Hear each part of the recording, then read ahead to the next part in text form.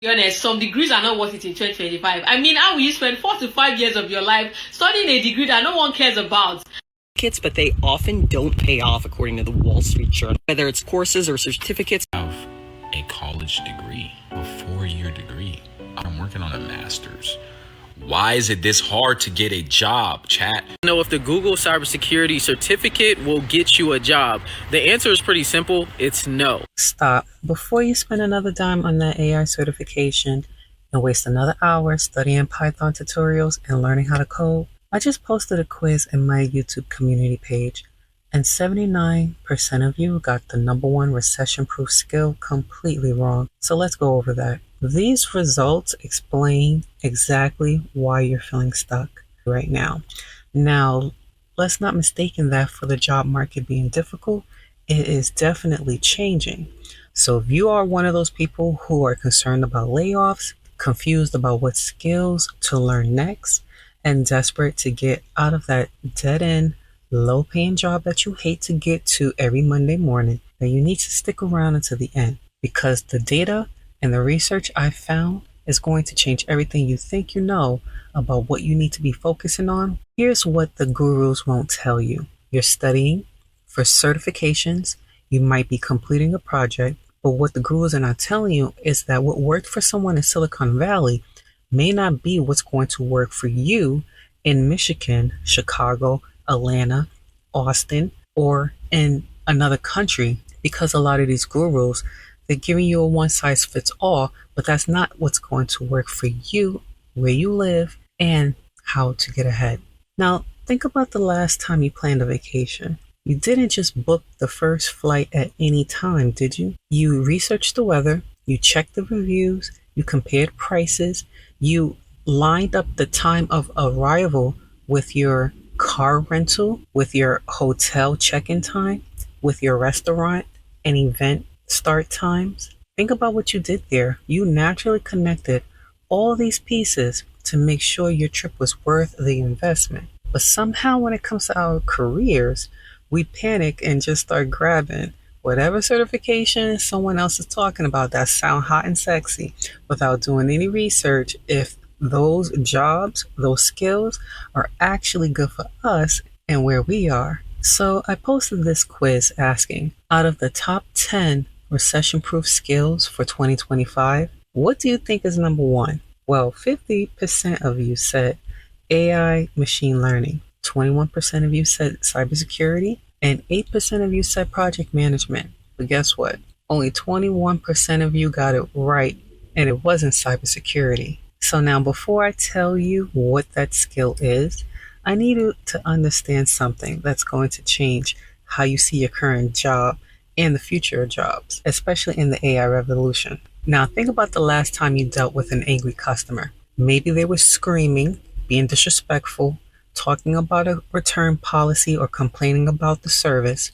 You took a deep breath, you listened closely, you thought about what the real problem was, you thought of steps and solutions that can work within the rules of the company's policy, and then eventually that customer left satisfied. Okay? What did you do? Let's call that problem solving. And there are companies out there that will pay you $60,000 to $90,000 just to do what you're doing for the job you hate at the low pay dead end, without realizing that you're using skills that can actually help you solve larger business processes and larger business problems. Imagine getting paid double or triple your current salary to solve meaningful problems that help the company grow, instead of dealing with disrespectful customers about their latte, about a device, about a selection or a choice or an option that you made an honest mistake about. The patience you used, the creativity you applied, the way you thought through the problem and came up with those solutions, those are the exact skills that are worth 6 figures when applied to the right business problems in the right industry. But there's something even more powerful you're doing without even realizing it. Remember the last busy day when everything went wrong, when all shit hit the fan, where everything that could go wrong did? Maybe the system was down it crashed, you were short-staffed, your teammates called out, you had customers lined up. How did you handle that? Now, I know you wanted to pull your hair out, but instead you probably looked at the whole situation, figured out what was connected to what, you prioritized what should be dealt with first, and you understood that solving one problem could probably fix 3 or 4 problems along the way. That's called systems thinking. And it's exactly how business analysts earning $87,000 to $104,000 approach complex organizational challenges that you can be doing instead of working for that broke dead-end job that you hate. See, you're already doing it. When you manage a busy shift, coordinate between departments and teams, and figure out why the whole operation was running slow, the only difference is they're doing it for business processes instead of angry, disrespectful customers in a fast-paced environment that was never intended to be healthy. They're not doing it in their toxic environments. Your business problems are about solving large organizational or community issues at large that, once fixed, will help larger communities across the country, even across the planet, if you're working on the right project. Now, here's where it gets really interesting. Imagine being paid triple what you're making right now, because instead of solving customer problems or managing a chaotic shift where you're being expected to do the job of 2 or 3 people with limited resources, you are not just following a script and doing a routine task. What you're doing is taking a complex, messy problem and situation and turning it into something simple, breaking it down into its components, its steps, so that you can delegate to other people, other teams and systems that can also understand it and act upon it, and put all of that together to create a framework that can be used over and over and even scaled as the organizational problems become more complex and the scope of their problems increase. That's the ability to take complicated information and organize it into clear, actionable steps. Guess what that is? That's you conceptualizing. And that's one of the skills that the United Nations says machines will never be able to replace. They're trying, don't get me wrong, but operation managers use these exact skills to design workflows. Project coordinators use it to organize complex initiatives, and they are earning $77,000 to $114,000 on average to do it, while you're doing it for minimum wage and getting shitted on. Now, if you haven't noticed already, you've been doing these jobs every day in your current job, but you're not getting appreciated for it, not in the paycheck. The question is, are you going to keep using these 6-figure skills for minimum wage? Discover what 21% of you already know that got the quiz question correct. Because problem solving, systems thinking, and conceptualization all connect to create the number 1 recession-proof skill according to the experts. The World Economic Forum says critical thinking is more valuable than any technical skills. That's right, even more valuable than AI machine learning skills. And here's what I've realized. You've probably been demonstrating those same critical thinking skills every day, every single time you question assumptions, every time you question how things are being done at your company that don't make sense, that aren't effective, that are actually causing more problems than solving. When you're dealing with your difficult customers and you manage to turn things around, you've analyzed what's the root cause of the problems, and you're making decisions under pressure with limited resources and incomplete information, and you've been able to turn that around and come up with a solution.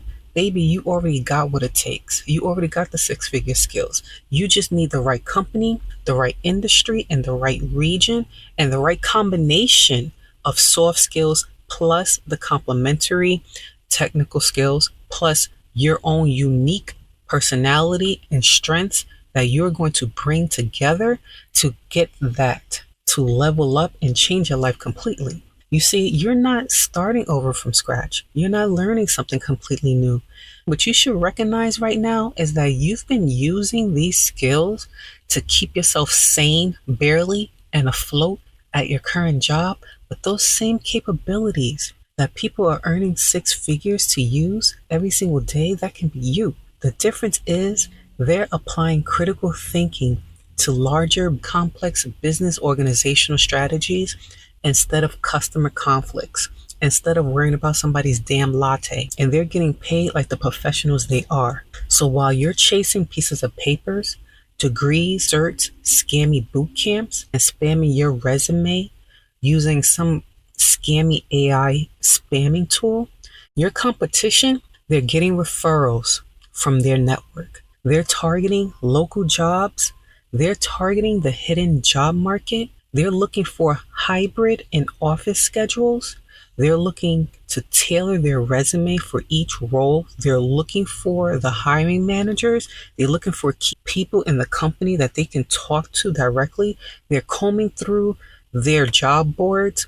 They're looking at networks in their LinkedIn community for people who are located near them, who are in companies, titles, and positions that they want to work in, and they know they're already qualified for, and they're reaching out to them to say, hey, I think I'm already qualified, or I might be short with a few areas. Tell me, what does your company prioritize? They're staying active in the communities. They're looking for groups, whether it's Facebook, whether it's LinkedIn, X, Twitter. They're looking for communities of people who have the skill set in the industries, in the companies that they want to work in, where they want to level up at. That's critical thinking in action. They're not just applying more. They're thinking strategically about the entire hiring system as a cycle of holistic components that all work together. So don't waste another month studying, learning to code, pumping out projects, spamming your resume hundreds of times,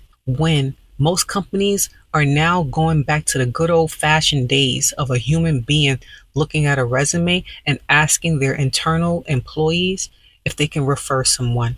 If you're ready to stop following the crowd and start building on skills that actually matter across every industry, subscribe, because I do the research so you don't have to.